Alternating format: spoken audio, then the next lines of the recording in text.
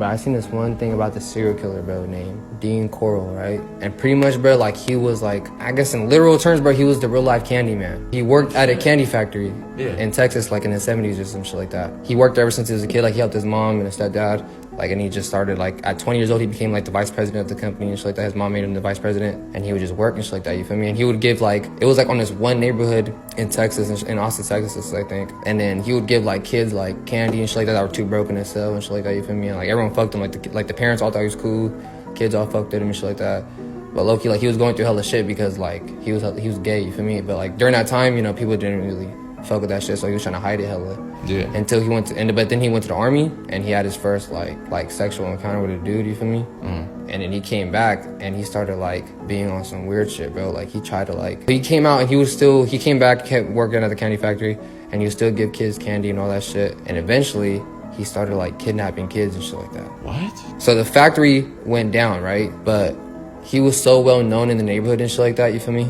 And, like, the kids that he used to give candies, they all grew up into teens and shit like that. Yeah.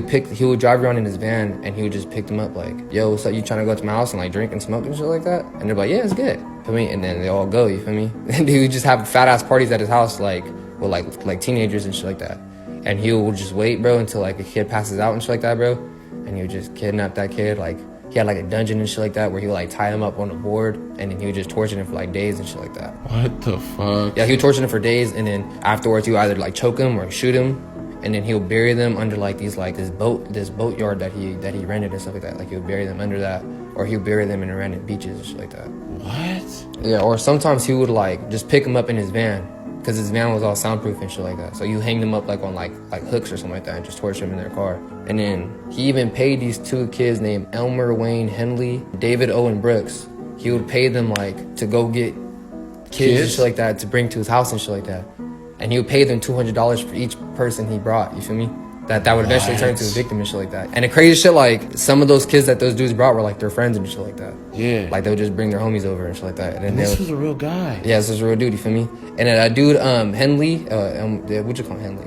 Yeah. He eventually, like, when all this story broke out, like, he told the police, like, at first I didn't really know what would happen to them. He was like, but then I kind of figured out, like, yeah, he's killing them. Because he even told, like, Dean told him to help him bury some of the kids that he fucking killed and shit. Pretty much, Elmer, eventually he met this one girl, or Henley met this one girl that he was cool with. He became cool with her because he took her boyfriend to bruh's house to get murdered and shit like that, right?